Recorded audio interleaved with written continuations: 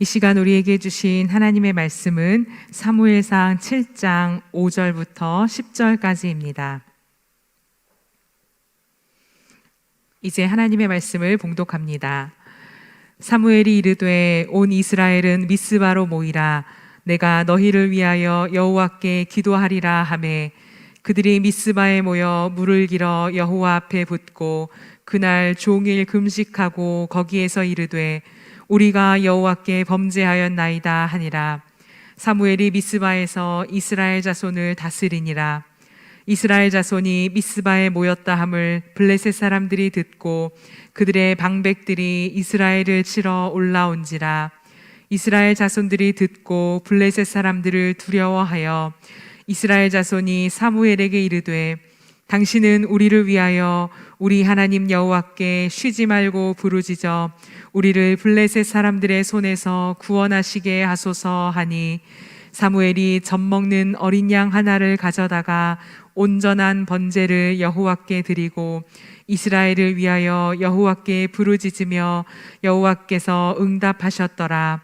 사무엘이 번제를 드릴 때에 블레셋 사람이 이스라엘과 싸우려고 가까이 오매 그날에 여호와께서 블레셋 사람에게 큰 우레를 발하여 그들을 어지럽게 하시니 그들이 이스라엘 앞에 패한지라. 아멘. 오늘 전능자의 그늘 아래 7번째 시간 바람 불어도 좋아라는 제목을 가지고 하나님 말씀 함께 나누도록 하겠습니다. 여러분, 서울 노원구에 가면요, 다드림 교회라는 우리 교단의 교회가 있습니다. 그 교회 담임이신 김병년 목사님이 계시는데요, 이 목사님께서 2005년 8월에 셋째 아이를 출산을 했습니다. 얼마나 기뻤을까요? 셋째 아이를 낳았으니까.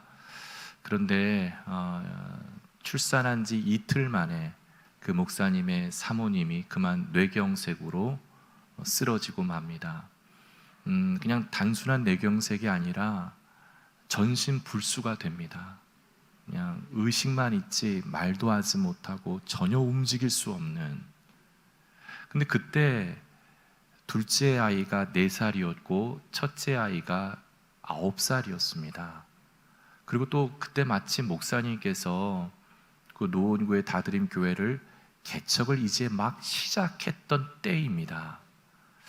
그때 사모님의 도움의 손길이 얼마나 많이 필요했겠습니까?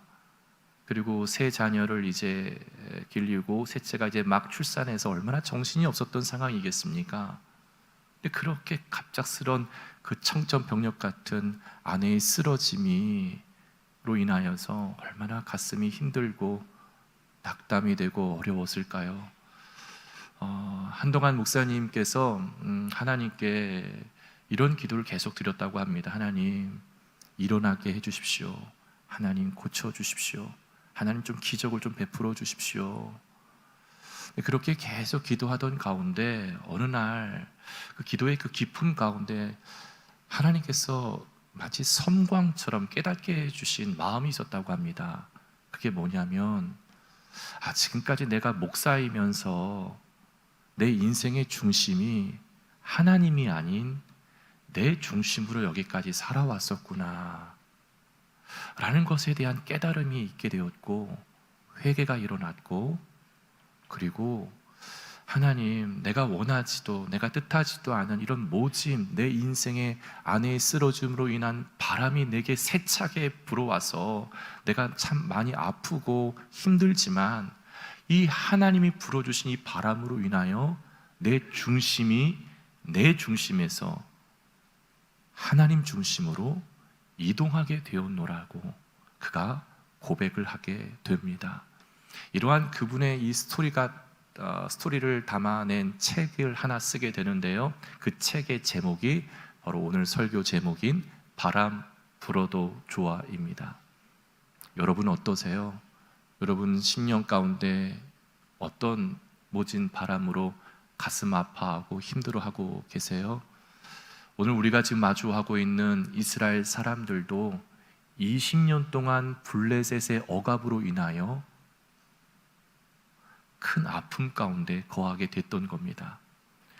이들에게도 20년 동안의 그 억압 이 바람으로 인하여 그동안 자기만 알고 있었던, 그리고 하나님을 이용했던 자기 중심의 그 신앙에서 하나님 중심으로의 신앙이 20년 동안의 그 모진 바람을 경험한 후에야 이동하게 된 그 이야기를 오늘 우리가 함께 좀 나누려고 합니다.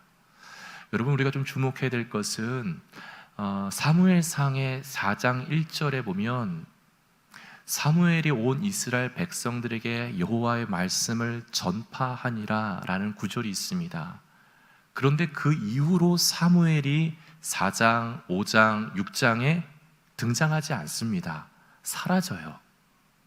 그리고 정말 너무나 장황하게 4장, 5장, 6장에 무엇에 대한 이야기로 가득한가?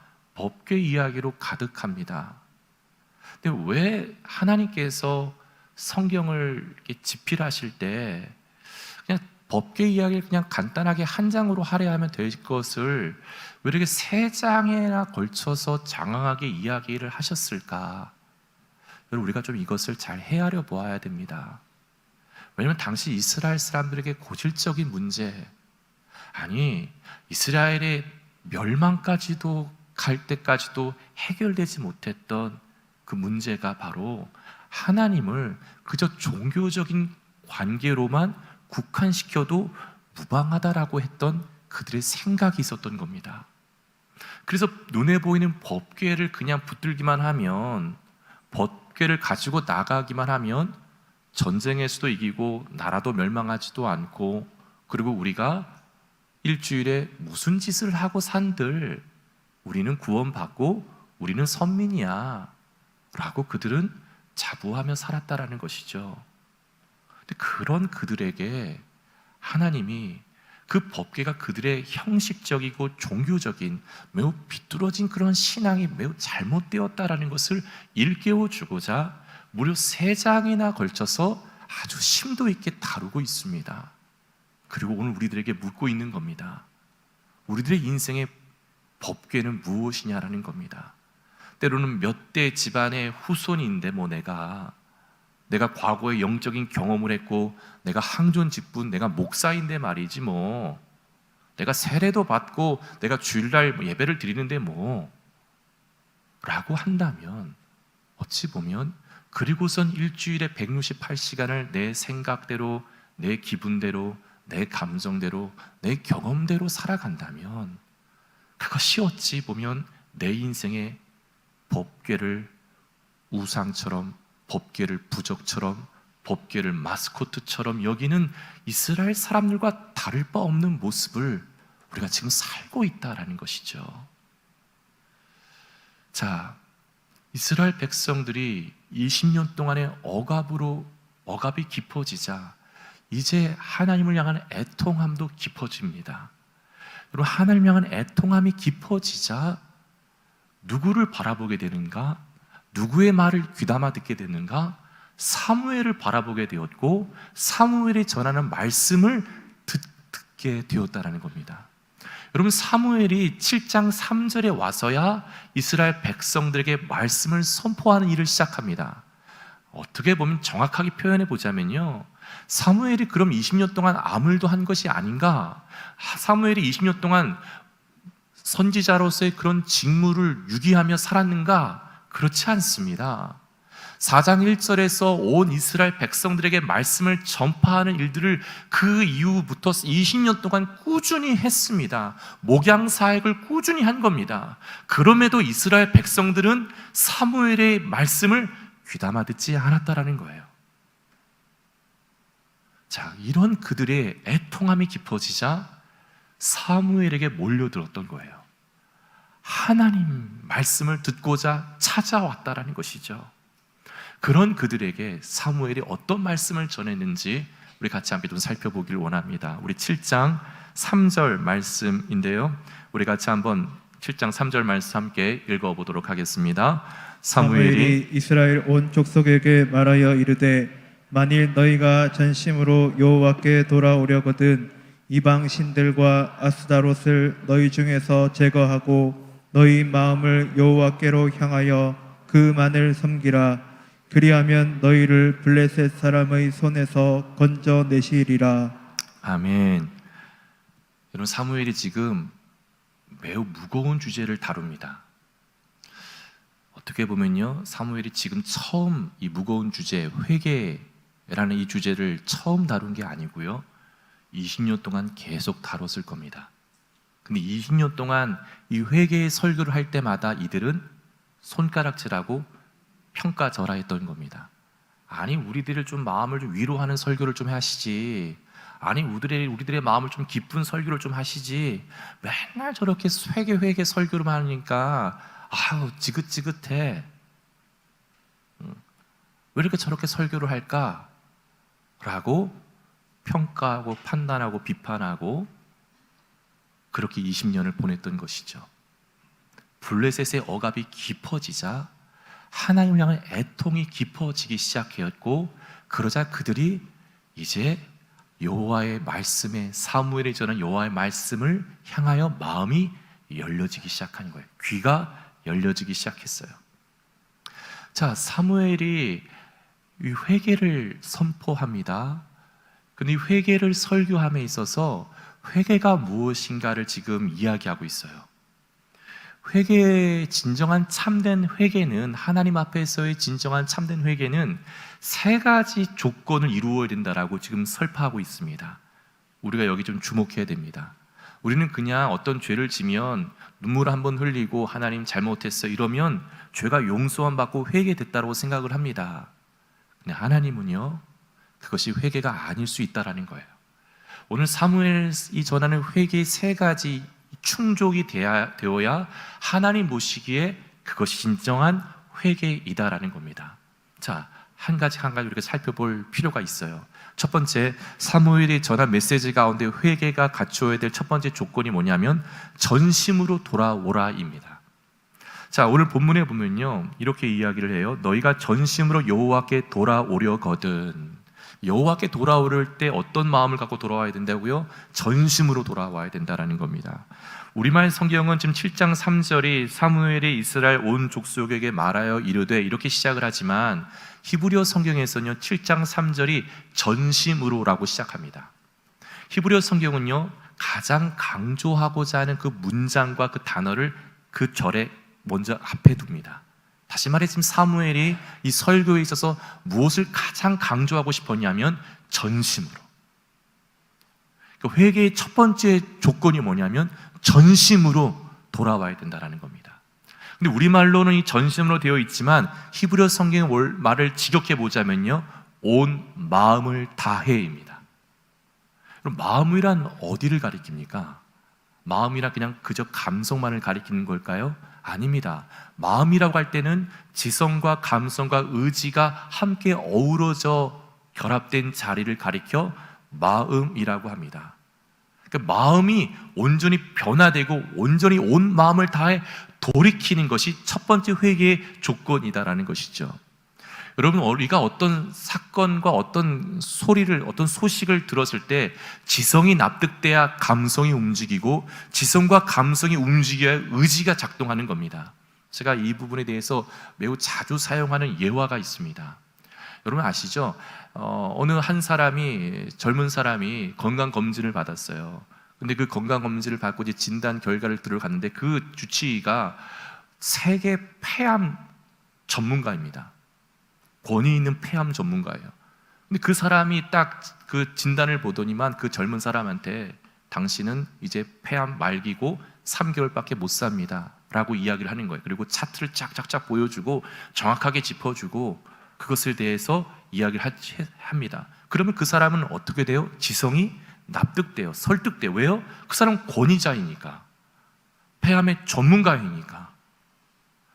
그 사람이 이야기하는 지성이 납득되면 감정이 어떻게 돼요? 슬픔이 밀려옵니다. 왜? 내가 폐암 이제 말기고 3개월밖에 못 산다는 그 소식을 들었는데 지성이 납득되는데 그냥 이런 사람이 있어요? 없어요. 감정이 슬퍼져요. 감정이 슬퍼지면 집에 와서 토끼 같은 자식들이 튀어나오고 여우 같은, 아니야 이러면 안 되지 또. 아무튼 그 아내가 달려오면 마음의 지성과 감성이 납득됐기 때문에 그 다음부터 의지가 어떻게 작동돼요? 내가 3개월을 이별을 준비해야 되겠구나. 내가 작별을 준비해야 되겠구나. 내가 3개월 이들과 정말 행복하게 마무리를 해야 되겠구나. 이런 생각하지 않겠어요? 이런 의지가 작동되지 않겠어요? 회개가 바로 그렇다라는 거예요. 전심으로 돌아온다는 건 지성이 먼저 하나님께 납득돼야 되는 거예요. 돌아온 탕자가 납득됐잖아요. 지성이. 내가 이러면 안 되는구나. 여기서 살면 이제 끝나는 거구나. 그러자 감정이 슬퍼져서 의지가 아버지께로 내가 종이 되어서라도 아버지께로 가자라고 움직인 것 아닙니까? 돌이킨 것 아닙니까? 회개의 첫 번째 조건은 온 마음을 다하여 전심으로 여호와께 돌이키는 것이다라는 겁니다. 두 번째, 이제 유기적인 관계인데요. 두 번째 조건은 뭐냐면, 오늘 말씀에 보면 사무엘이 뭘 이야기하냐면 이방신을 제거하라라고 이야기해요. 이방신을 제거하라. 이방신들과 아스타롯을 너희 중에서 제거해라. 4절에 보더라도 이에 이스라엘 자손이 바알들과 아스타롯을 제거했다. 여러분, 당시 가나안 땅은 다신교를 섬기는 나라였습니다. 이 바알과 아스타롯만이 아니라 다른 신들 다 섬겼어요. 대표적으로 이 두 신을 지금 이야기한 것은 이 두 신이 매우 매력적이고 사랑스러운 신이라는 거예요. 달콤한 신이었던 거예요. 근데 여러분, 고대 근동의 신들은요 다 짝을 이룹니다. 부부신이에요. 부부신. 바알과 아스타롯도 부부예요. 부부. 그러니까 바알이 남자 신이고 아스타롯이 여자 신입니다. 바알은 어떤 신이냐면 남성들이 좋아하는 부요의 신이에요. 그리고 전쟁의 승리의 신이에요. 와, 그러니까 남성들이 매력 있는 신입니다. 이 신을 숭배하면 부유하게 되고 풍요로워지게 되고 어떤 전쟁마다 이기게 된다? 매력적인 거예요. 마음을 둘 수밖에 없어요. 아스타롯은 다산의 신이에요. 이러한 두 신을 이들이 섬겼던 것을 제거하기 시작한 거예요. 여러분, 오늘날에도 마찬가지 아닙니까? 어떤 형상이 나는 없어, 나는 우상을 섬기지 않아, 이러면 안 되지 안 됩니다. 골로새 3장 5절에 탐심이 우상숭, 하나님과 같은 자리에 놓여지는 것이 다 우상숭배인데, 이 세상 사람들도 다 부자가 되고 싶고 성공하고 싶고 승리하고 싶은 마음, 근데 그러한 마음을 하나님께로 가지고 나가는 것이 아니라 하나님이 아닌 것으로 채우려고 한다. 그것이 내 인생의 바알이요, 내 인생의 아스타롯이다라는 거예요. 신앙생활 한다고 하면서, 열심히 한다고 하면서 자식 키울 땐 철저히 세상의 방법으로 키운다? 어떤 가게와 기업을 운영함에 있어서 철저히 세상의 방법으로 운영한다? 이것이 다 하나님을 섬긴다고 하면서 우상을 섬기는 모습들이었다는 것이죠. 이것을 제거하라라는 것, 제거해라. 여러분, 사사기 2장 8절에 보면요, 여호수아가 죽음에 대한 이야기가 나옵니다. 그리고 2장 11절에 가서 바로 바알을 숭배하는 이야기가 나옵니다. 바알을 숭배하는 것이 우리가 보기에 어떻게 그렇게 섬겼을까? 하나님만 섬기면 되는 것이지 간단한 문제가 아니었다라는 거예요. 당신 신중심 사회였고, 오늘날 경제중심 사회라면 우리가 돈을 섬기고 경제를 섬기는 것, 그것이 만몬이다라는 것을, 만몬을 숭배하는 것이라고 주님이 질책했던 것처럼 우리의 중심에 무엇으로 가득한가? 그것이 우상이었다라는 것이죠. 세 번째 조건, 그것은 여호와만 섬기라 였습니다. 자, 첫 번째는 뭐라고요? 전심으로 돌이키라. 두 번째, 무엇을 제거해라? 이방신을, 우상을 제거해라. 세 번째 뭐라고요? 여호와만 섬기라. 이 말을 통해서 알 수 있는 것은 이스라엘 백성들이 하나님을 섬기지 않은 것이 아닙니다. 하나님도 섬겼고 우상도 섬겼고 이겁니다. 하나님을 예배하지 않은 게 아니에요. 안식일 날이 되면은 버젓이 하나님을 예배하고 제사한 겁니다. 그리고 나머지 일주일은 세상을 섬기고 살았던 거예요. 여러분, 당시 여호와만 섬기는 사람을 향하여 고지식한 사람이라고 일컬었어요. 바알과 아스타롯을 섬긴 사람을 향하여 글로벌한 사람, 국제적인 사람이라고 일컬었어요. 매우 의식이 있고 매우 개방적인 사람이다라고 일컬었던 그 부류에 들기 위해서는 어떻게 해야 되냐면요, 바알과 아스타롯을 섬겨야 됐다는 거예요. 그러니까 성공을 하기 위해선 뭔가 어떤 세상의 주류에 들어가기 위해선 누구를 섬겨야 된다? 바알과 아스라를 섬겨야 되는 거예요. 여러분, 그냥 이들이, 이스라엘 사람들이 그냥 멍청이라서 그냥 섬긴 게 아니었던 거예요. 이들도 다 했다는 거. 안식일만 되면 아주 정교하게 세련되게 제사를 드린 거예요. 여러분, 남유다가 왜 멸망했을까요? 소위에서 계속적으로 뭘 질책해요? 너희들이 하나님 앞에 종교적인 행위로 하는 거 다 멈춰라. 다 지긋지긋하다. 하나님 보시기에 종교적인 모습으로 하나님께 나가고 마음은 하나님께 드리지도 않으면서, 하나님을 마음을 전심을 다해 사랑하지도 않으면서 그것을 계속적으로 질책하였지만 그들은 끊지 못했던 거예요. 그래서 나라가 멸망한 것 아닙니까? 이스라엘 백성들 가운데 오늘 이러한 모습들이 있었음에도 불구하고 사무엘은 그 모든 시대적인 상황, 그 모든 걸 뒤로하고 여호와만 섬기라라고 이야기하는 거예요. 근데 오늘 말씀 3절에 보면요, 너의 마음을 여호와께로 향하여 그만을 섬기라라고 이야기합니다. 여기서 향하다라는 것이요, 너의 마음을 고정시키라, 고정해라라는 거예요. 누구에게? 하나님께. 흔들리지 말고 고정시켜라. 자, 이 세 가지 조건 충족되면 오늘 사무엘이 무엇을 지금 약속하고 있냐면요, 3절 하반절을 보면 그리하면 너희를 블레셋 사람의 손에서 건져내시리라. 와, 힘이 있어 블레셋의 억압으로부터 건전받는 것도 아니고, 경제적인 능력이 있고 군사적인 힘이 있고 정치적인 힘이 있고 사상의 힘이 있고 교육의 힘이 있어야 건진받는 것이 아니라, 진정한 회개를 하면 건진받는다, 이렇게 얘기해요. 그럼 우리가 좀 이 말씀을 따라가면서 이 한 가지를 좀 붙잡고 따라가 볼 필요가 있어요. 정말 약속대로 이들이 회개를 하면 정말 하나님의 약속대로 성취가 이루어지는가? 블레셋도 억압으로부터 건진받는가? 자, 이들이 어떻게 했을까요? 즉각적으로 회개합니다.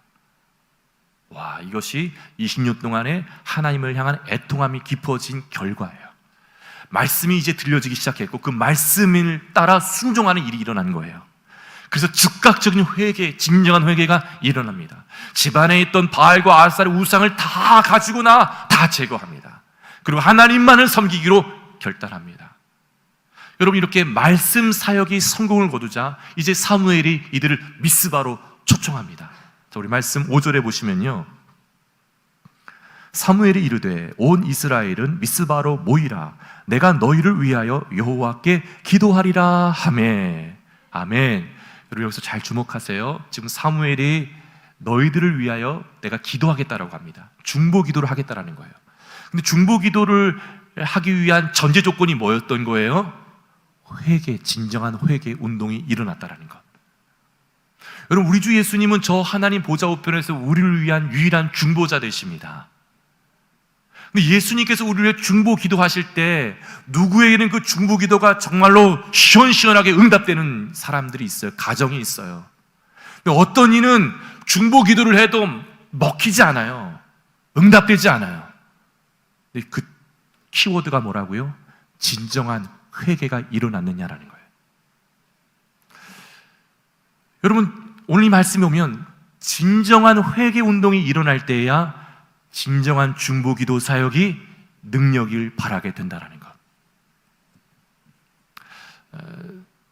때로는요, 중보 기도의 역사를 제가 볼 때는요, 어떤 사람에게 회개를 진정을 하나님 앞에 한 사람들을 보면 그 한 사람, 그 한 가정을 둘러싸고 중보 기도의 역사가 일어납니다.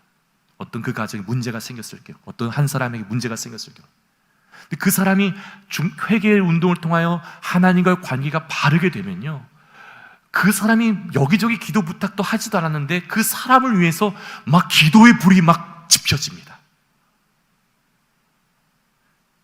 이건 하나님의 역사예요. 어떤 사람 보면요, 기도가 막히는 사람들이 있어요. 중보 기도가 막힐 때가 있어요. 왜 그런지 모르겠어요. 우리의 마음 가운데 중요한 것은 먼저 하나님과의 관계를 바르게 할 때 중보 기도의 문이 열려지게 된다는 것. 자, 하나님과의 관계를 바르게 됐어요. 자, 말씀 사역과 중보 기도의 사역이 함께 조화를 이루게 되자 어떤 일이 일어나게 됐냐면요. 6절 말씀 우리 같이 한번 읽어보도록 하겠습니다. 그들이 미스바에 모여 물을 길어 여호와 앞에 붓고 그날 종일 금식하고 거기에서 이르되 우리가 여호와께 범죄하였나이다 하니라.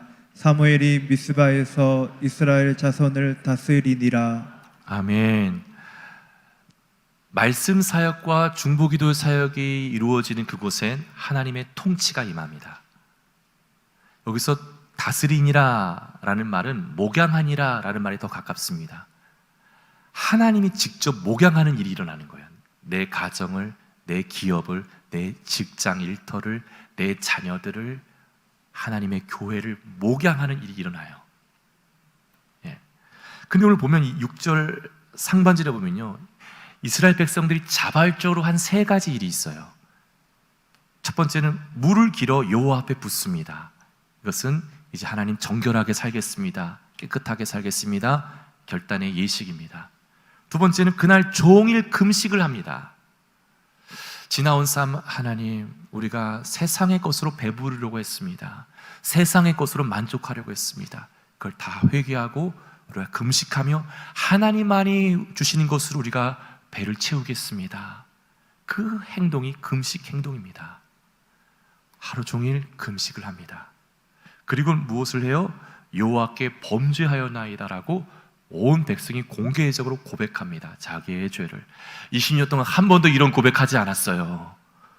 하나님 앞에 진정으로 20년 만에 고백합니다. 여호와께 범죄하였습니다. 여러분, 근데 참 놀랍게도요, 이렇게 진정으로 말씀 사역과 기도 사역으로 그리고 하나님 나라의 통치 사역에 임하였는데도 불구하고 놀랍게도 뜻하지 않은 문제를 만나게 됩니다. 그 문제가 무엇인가 하면 미스바에 이스라엘 사람들이 모두 모였다는 정보를 입수한 블레셋이 이스라엘이 모여있는 이 미스바까지 쳐들어왔다는 것이죠. 우리 말씀 7절 같이 한번 읽어보도록 하겠습니다.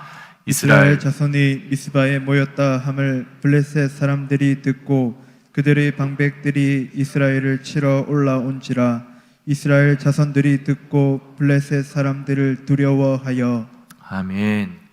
여러분, 예수님 제대로 믿기 시작하면요, 마귀가 대번합니다. 마귀가 공격합니다. 우리가 세상을 섬기면요, 마귀는 우리를 건드리지도 않아요. 왜요? 우리 그냥 영적으로 죽어있고 쓰러져 있기 때문에 그런 자들 건드리지도 않습니다. 그러나 제대로 믿어보려고 몸부림치면요, 귀신같이 합니다. 누가요? 귀신이. 마귀가 귀신같이 알아요. 그래서 그냥 내버려두지 않고 넘어뜨리기 위해서 공격합니다. 근데 그런 것을 알고서도 예수의 이름으로 그 유혹과 그 시험을 이기면요, 그 사람이 진짜 성도이고 그 사람에게 예비하신 하나님의 복이 흘러가게 될 줄 믿습니다. 여러분, 마귀도 알거든요. 하나님이 나에게 주시고자 하는 선물을 예비하고 주고자 하는 걸 압니다. 그럴 때 마귀가 우리를 시험해요. 우리를 유혹합니다. 그럼 여러분, 영적으로 판단하셔야 돼요. 지금 하나님께서 내가 하나님을 제대로 믿어보려고 하니까 내게 선물을 주려고 하시는구나. 그러니 이런 시험이 찾아오는구나. 내가 더욱 흔들리지 말고 예수님께 내 마음을 드려야 되겠다. 그것을 이겨나갈 때, 그 터널을 지날 때 하나님이 여러분을 향한 놀라운 성취의 복을 허락하여 준비하여 주실 줄 믿습니다. 여러분이 여기서 좀 생각해 봐야 될 것은, 미스바 이 모임, 오늘 사무엘이 미스바로 온 백성을 다 모으라고 했잖아요.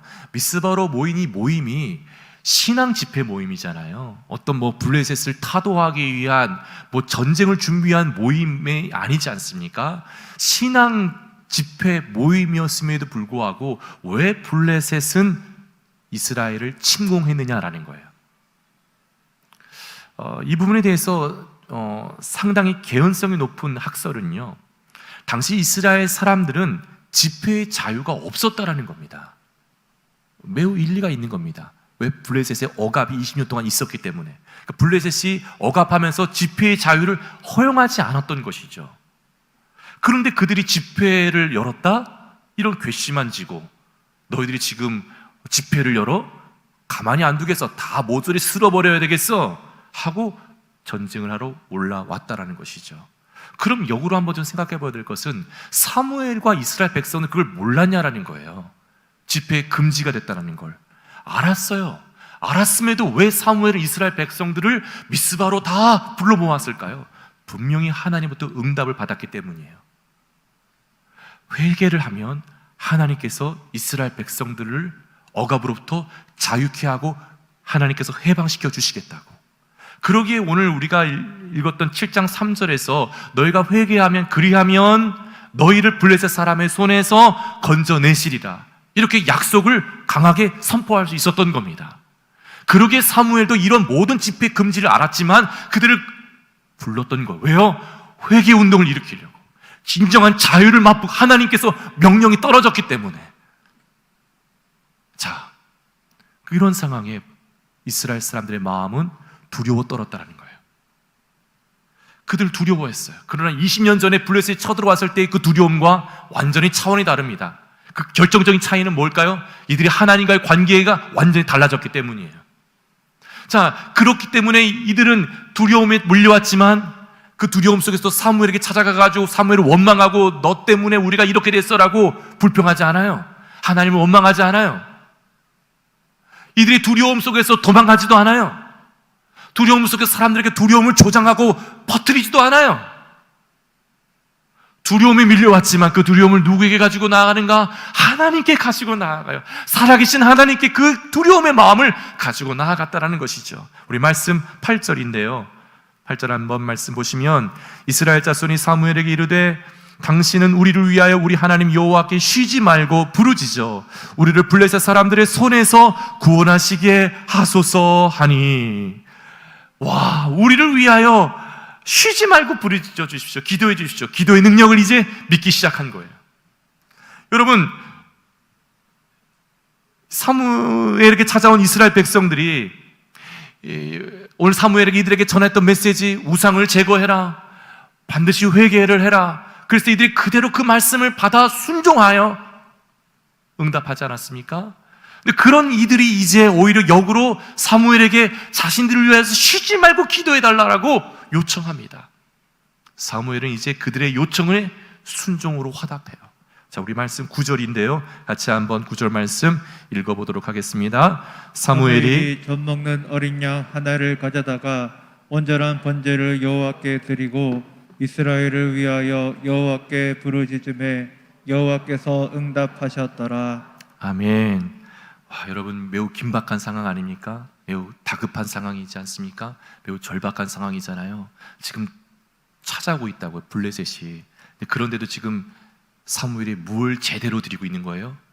예배를 제대로 드리고 있어요. 제사를 제대로 드리고 있어요. 이게 지금 사울 왕과 달라요. 나중에 우리가 살펴보겠지만 사울 왕은 블레셋이 쳐들어오자 예배를, 제사를 대충 후다닥 해치웁니다. 이제 오늘 사무엘은 10절 말씀에 보면요, 사무엘이 번제를 드릴 때에 블레셋 사람이 이스라엘과 싸우려고, 그러니까 번제 중임에도 계속 오고 있었던 거예요. 그런데도 지금 사무엘은 전혀 흐트러지지 않아요. 번제에 집중합니다. 사무엘만 집중한 게 아니고 온 이스라엘 백성이 한 마음이 되어 하나님을 예배함에 집중하고 있었다는 것. 할렐루야. 저는 이 구절의 말씀 속에서 예수님이 보입니다.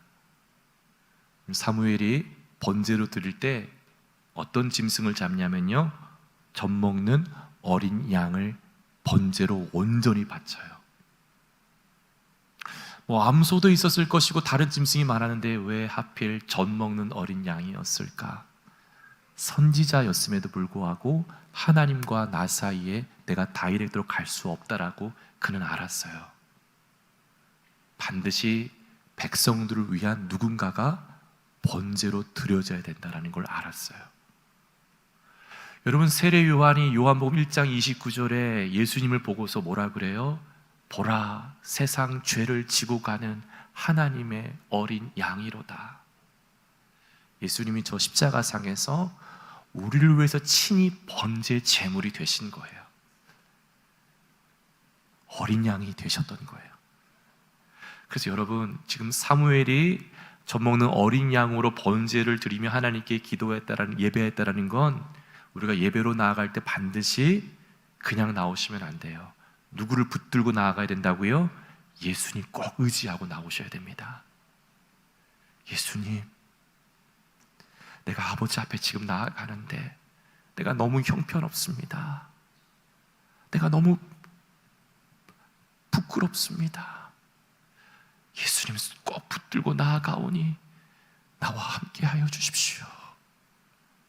예수님께서 이루신 그 의를 의지하여 아버지 앞에 나아가셔야 되는 거예요. 오늘 사무엘이 온 이스라엘 백성들을 자기 이름으로 나간 것이 아니라 젖먹는 어린 양. 그것도 왜 젖먹는 어린 양이었을까? 젖먹는 어린 양은 엄마를 의존해요. 전적으로.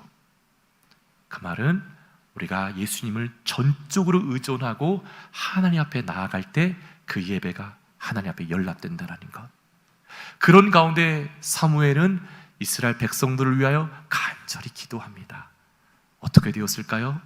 즉각적으로 하나님이 응답하신다는 것. 자, 우리 말씀 10절 같이 한번 읽어보도록 하겠습니다.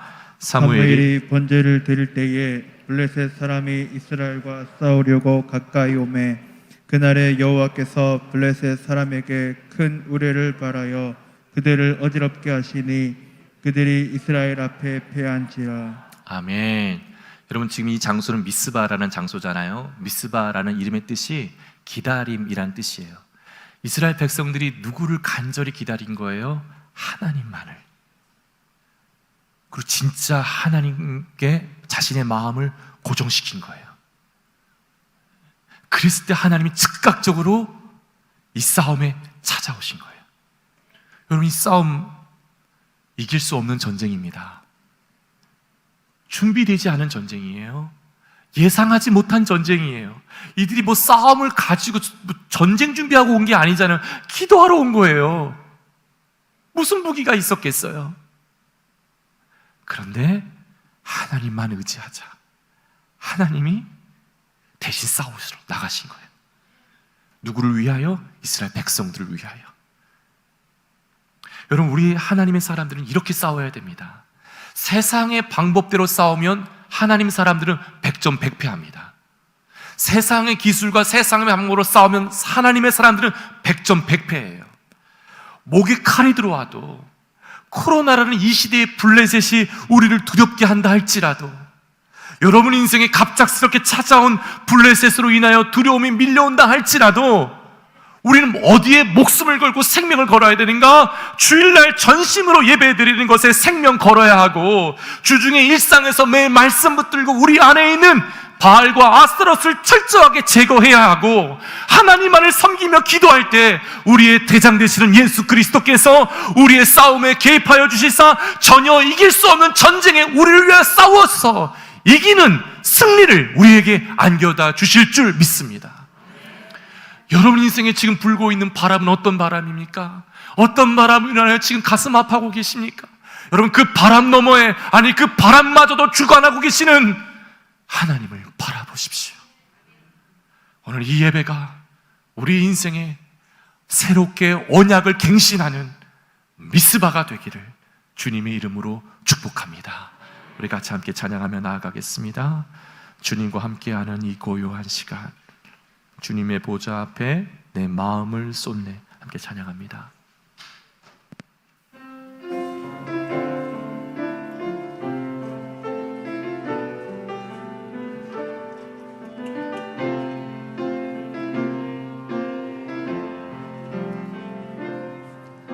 주님과 함께하는 이 고요한 시간, 주님의 보좌 앞에 내 마음을 쏟네.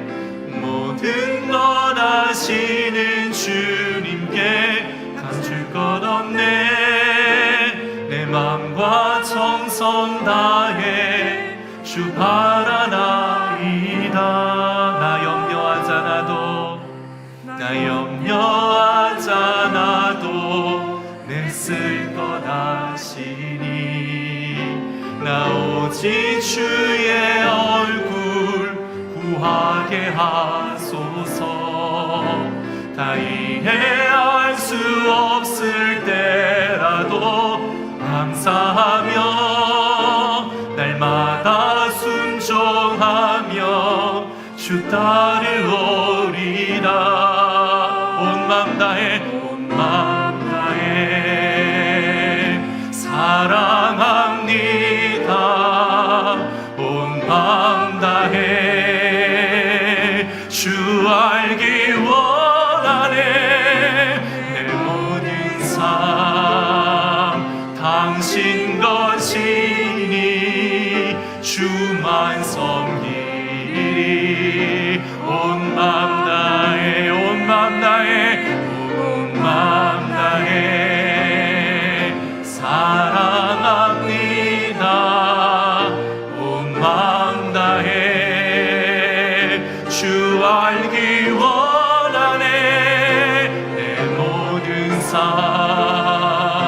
당신 것이니 주만 섬기리. 온 마음